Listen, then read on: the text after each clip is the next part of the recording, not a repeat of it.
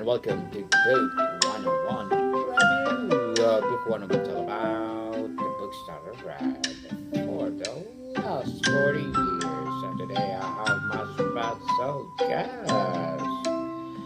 One of his advocacy helping adults unlearn the hidden lies of child adversity so they can close the gap between where they are and where they want to be. And no other than Mr. Brian Martin. Welcome, Mr. Brian, our Book 101 review. And can you please introduce more about yourself that I missed? Daniel, thanks so much for the opportunity. I love the opportunity to speak with you. I'm really very grateful for it, and thank you for showcasing the website of the nonprofit, which is cdv.org.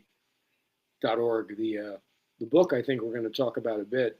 All the royalties go to the nonprofit, the Childhood Domestic Violence Association.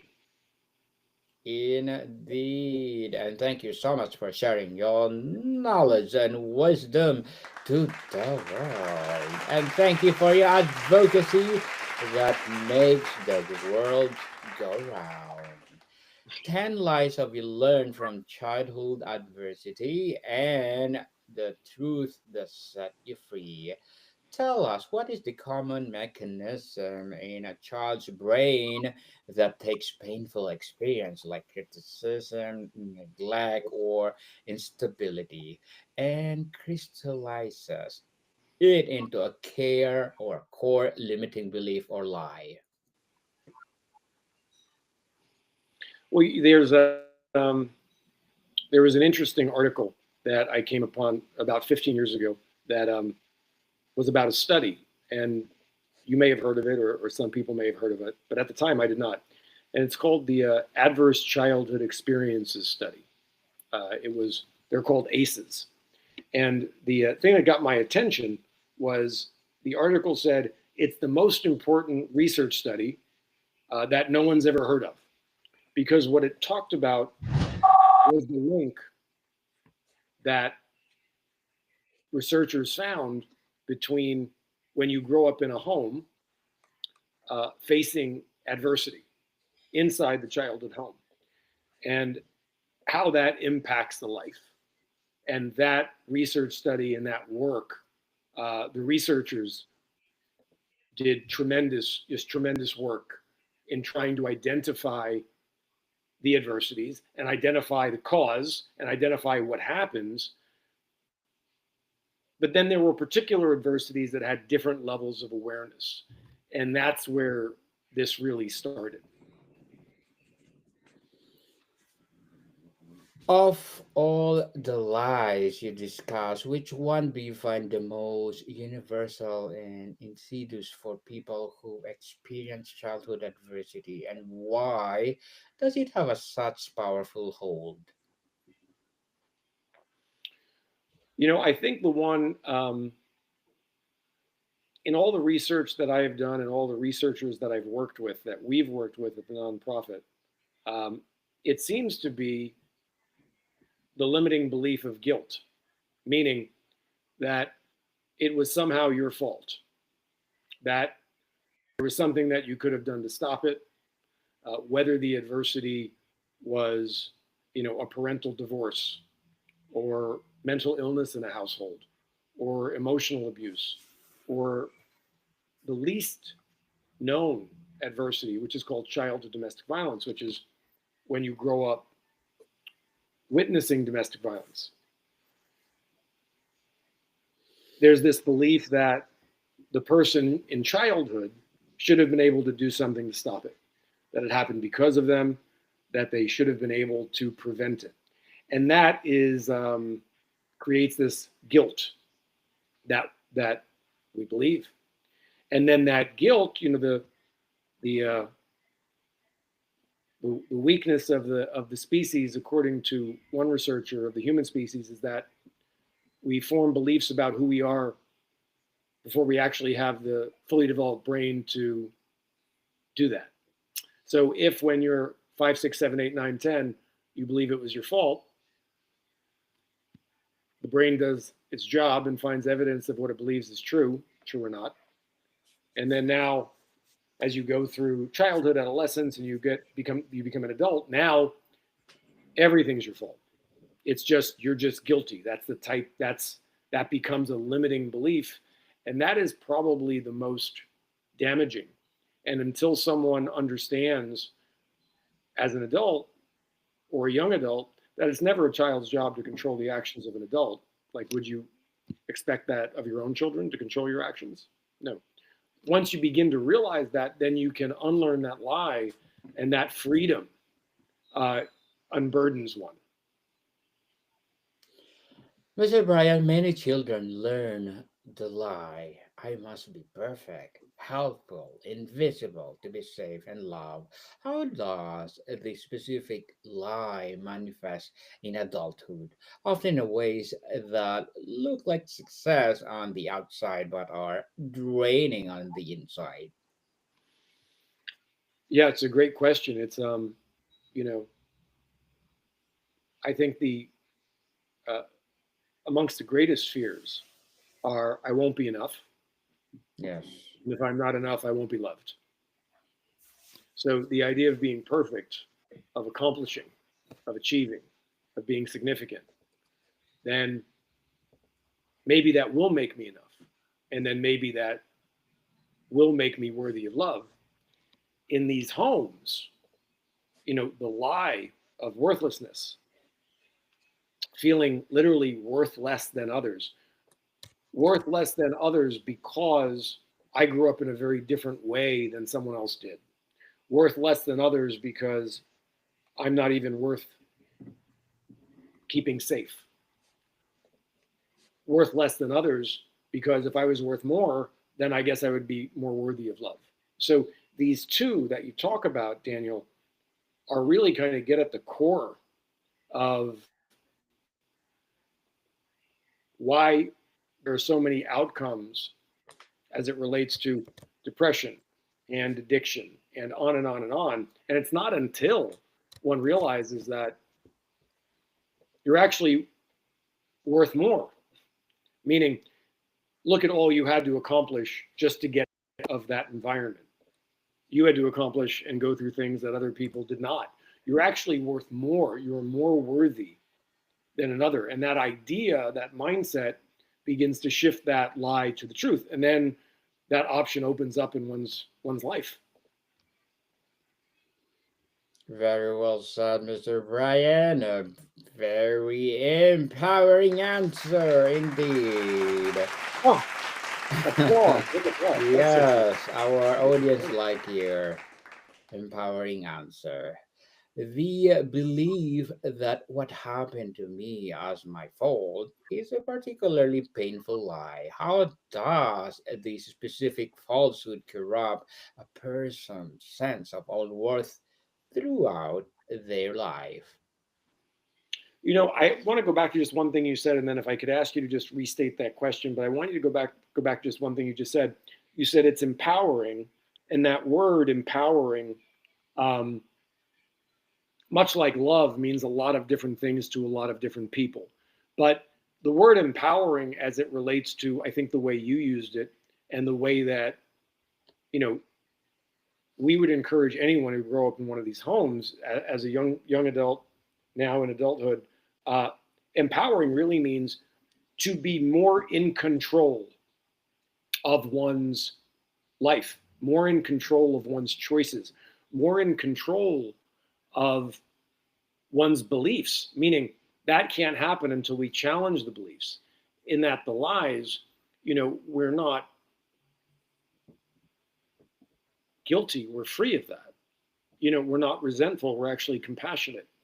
The empowerment comes from being able to take control of one's own beliefs. And that is the greatest power that we can have. And from that, anything flows. And this information, everything flows. That information does not come from me. The leading researchers in the world we've had a chance to work with, and they are caring and brilliant people that have dedicated their life to this.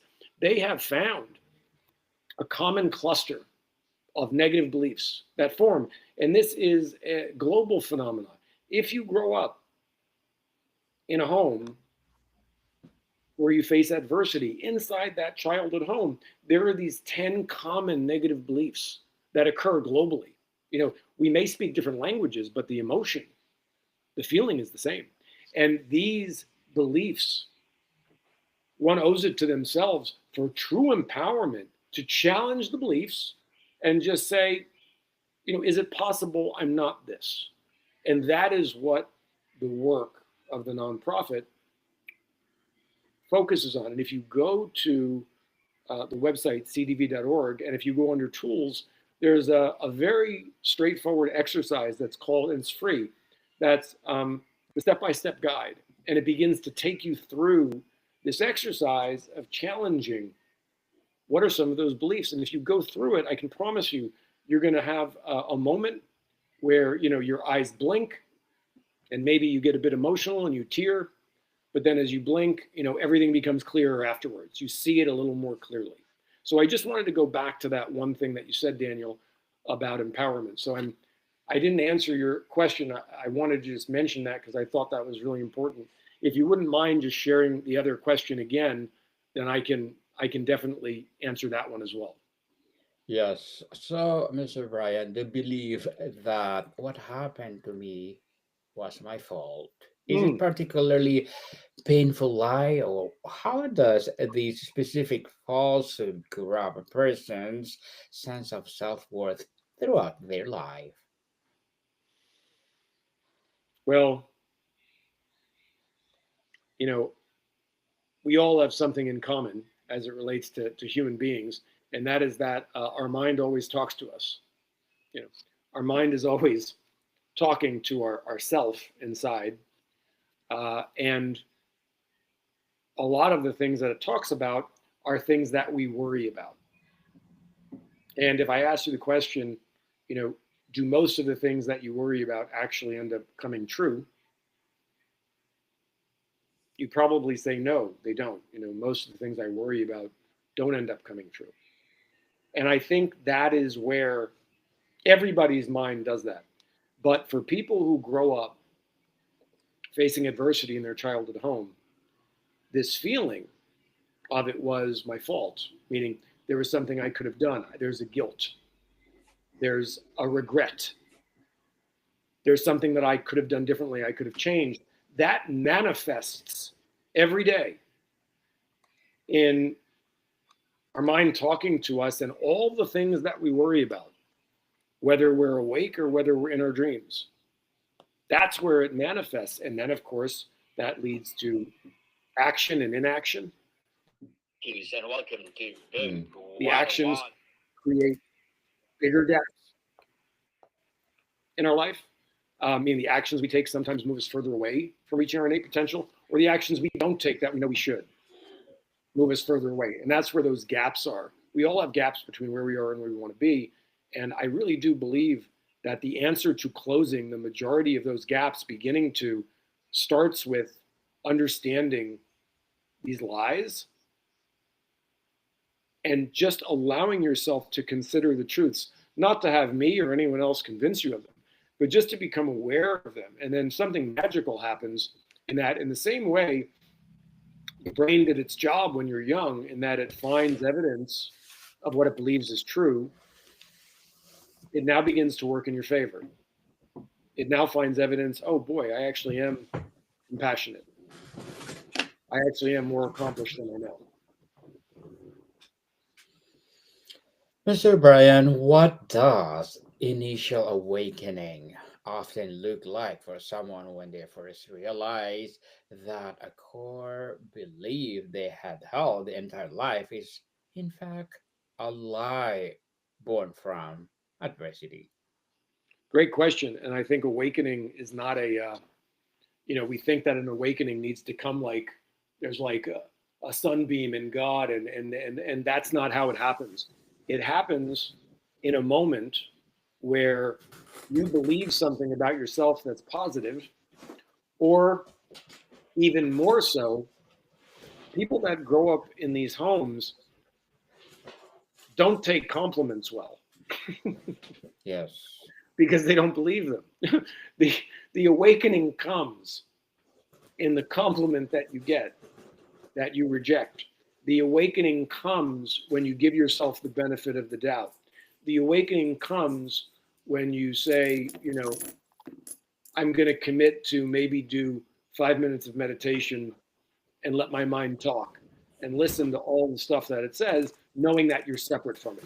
It comes in these small ways, and that's where it begins. The essence of it starts though with awareness, to understand that there are these things called adverse childhood experiences, to understand that, if you grow up witnessing domestic violence, you experience childhood domestic violence, that's actually a thing.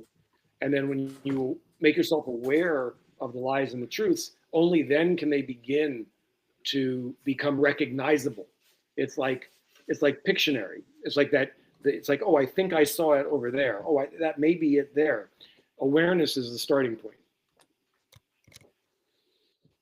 Awareness for sure. And Mr. Brian, tell us in the journey from it was my fault to it was not my fault, is there a necessary, a healthy phrase or phase of anger at the situation, the people involved, that people should allow themselves to feel?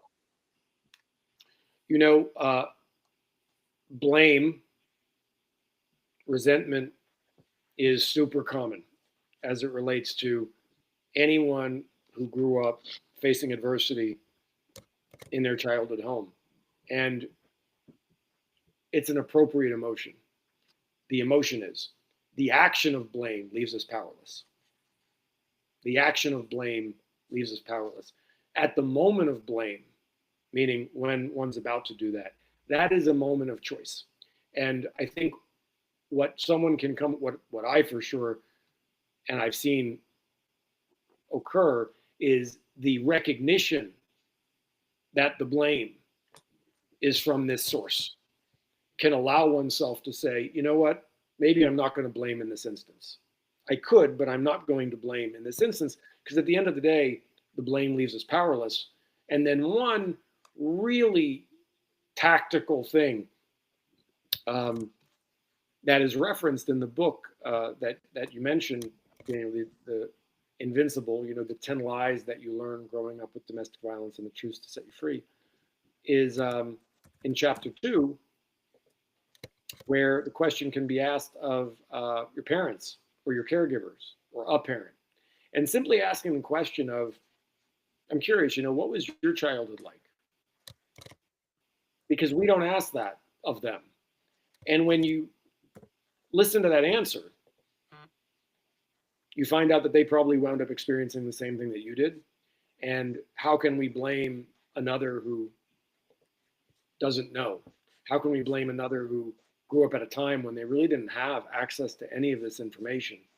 How can we blame someone, at a time when the word mental health was, if you were talking about mental health when many of our parents were growing up as children, it was a very, you don't say that.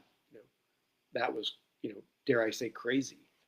But now, mental health as it relates to a word cloud, when you look at global searching, is very, very, very different. And thank God it is now. I wish it was for them. And if it was, perhaps their children's lives would have been a bit different. They just never received the services that they needed. They never received the compassion. They never allowed themselves to have a dialogue with anyone, because no one asked these questions, Daniel, that you're asking tonight. Mr. Brian, as a founder and CEO of a Childhood Domestic Violence Association, as well as best-selling author, what are your short-term and long-term goals? The primary goal for the nonprofit is to achieve global awareness of childhood domestic violence by the year 2035, and to continue to elevate the awareness of adverse childhood experiences, because these don't exist in a vacuum. You don't just experience one typically. As a matter of fact, this issue that we talk of here in the book of growing up living with domestic violence, more than half of the people who did globally, and we're talking about 1 billion people, 275 million children, 725 million adults who were those children, they still don't know what to call it. They still don't know what to call it because they believe that because they just grew up witnessing something that it had no impact. But they are aware of the physical child abuse, of the divorce, of the incarcerated parent, of the emotional abuse, of the sexual abuse. This winds up being often the missing piece for someone. It can really provide tremendous clarity. Good luck to your goals, Mr. Brian, and looking forward for more success. And what would be your piece of advice for those people out there who want to be like you? Oh, I mean, it's all this work came from, I think, when you find a gap that's meaningful to you that you think you can close, all of a sudden it's not work. You're working for the feelings that the work provides. And when you are working for the feelings that the work provides and you know what feelings you're looking for, which are the truths, then the work is not work. The work just becomes a source to get the feelings that you're seeking. Thank you for that advice, Mr. Brian. And can you please recommend a book or books that influenced your journey? The very first book that influenced the journey was I was in high school, got in trouble again, and wound up going to the guidance counselor's office. And that guidance counselor, I had no prospects of going anywhere, certainly not to any type of secondary college or anything. And she gave me a book, which was Stephen Covey's 7 Habits of Highly Effective People. And she gave it to me and she let me take it home. And there was a phrase that he wrote in that book, which was, there's a moment between a stimulus and a response. And that gap of time, that moment is available to every human being. And the question is, what do you do with that gap to manage that gap between a stimulus and a response? And that really began my being able to unlearn the lies on my own through that book. And then that book leads to another and to another and to another. So that was the first. Thank you for that recommended book, Mr. Brian. And what is the most important thing a friend, a partner, or therapist can do to support someone who is courageously doing this work of unpacking these lies? It's a great question. And the answer is remarkably straightforward. And the answer is, tell me, in your childhood home, I'm curious, were there any, did something happen often that caused you pain? That can open up a lot of answers. A lot of bridges can be built from that for someone that you're close with, because normally this is not something that someone will bring up, and they are more likely to talk to a friend. They are more likely to talk to a friend than a family member. And as it relates to someone professionally in the world of helping, if you are interested in any of our tools, many of them are available for free at cdv.org to be able to give you some more information and exercises if you see this as an opportunity in one of your sessions, in one of your conversations. And many of the tools and trainings are also available from scholarship. So other people fund scholarships to be able to get those who want the training, who can't afford them, available. Mr. Brian, how is the trauma of those childhood lies stored in the body, and what somatic practices can help to release it? we don't talk a lot about the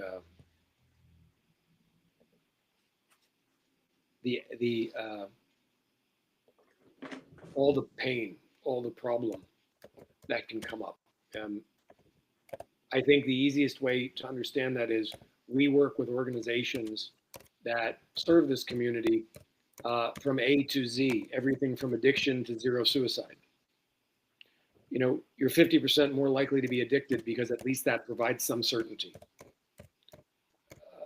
75% more likely to be violent because the anger has to come out somewhere. Someone has to be blamed. The best predictor of whether you'll be in a domestically violent relationship is whether or not you grow up living in one. Mental health, relationships, work, school, it manifests in all of those places. It manifests in physical health. And the antidote for that is first awareness that this is a thing, these are things. The second is self-discovery, to do just some discovery on your own. And then the third part is being able to share it with someone who you trust, someone who you love. And from that, conversations transform the meaning. For many, as they get past that, simple forms of meditation, to realize that, boy, all of this mind talking, that really isn't me, is it? And so much of what it says is not true. You can begin to separate yourself from that. Mr. Brian, before we wrap up our discussion for today, I'm inviting you to please to listen to my other podcast, people. My other podcast, because my Abstract Essay is already in fifth season, Abstract Poetry in second season, I'm a Book 101 review in fifth season too, Comedy 101 in second season, I'm a Food 101 in fifth season as well, Geography 101 in fourth season, I'm a Baby Podcast, Law 101, and Mental Health 101, Love Letters in third season, and Movie 101 review and Music 101 in fourth season, and Science 101 and Sex 101 in its first season. Please listen to them wherever you listen your podcast. So, Mr. Brian, when you talk about the trust and the truth that set you free, what does that freedom actually look and feel like in a survivor's daily life? Is it feeling as its behaviors or a new relationship with oneself? Well, it's all of those things, but specifically, it's also look at all that work that you do. It's when you get to that point, look at all the work that you do. Pursuing something for a purpose, pursuing something that you love, and the way to get there, you know, first begins through awareness of, hey, this is not something that I really understood, impacted me. I didn't understand how it impacted me. I didn't know that there are these 10 common feelings that people around the world feel. You're not alone. This is very common. And then also, they're not truths, meaning the feelings are true, but just across them are the truths. And the truths are things as you begin to give them to other people, as you make another feel free, as you make another feel compassionate, as you make another feel grateful, as you make another feel loved, another feel accomplished, as you give those truths away, they come back to you. And then those feelings are yours. Mr. Brian F. Martin, thank you so much for sharing your knowledge and wisdom to the world. Hoping for more and more empowering advocacy and more books like this to come. So, can you please invite our listeners to support your advocacy, your books, or whatever projects that you're doing right now? The website is a very simple one to remember. It is cdv.org. Any engagement on that site, I think, will be viewed, to borrow one of your words, Daniel, in an empowering way. And of course, any products that are purchased, whether it's Invincible, the book or anything, all the money goes back to the nonprofit. Yes, people, let's support Mr. Brian Martin, because if you support him, for sure, as I said, more and more empowering advocacy to come, more and more empowering books to come. So, Mr. Brian, thank you so much for your time. Daniel, thank you for the opportunity. It's a pleasure meeting you, and thank you for your work.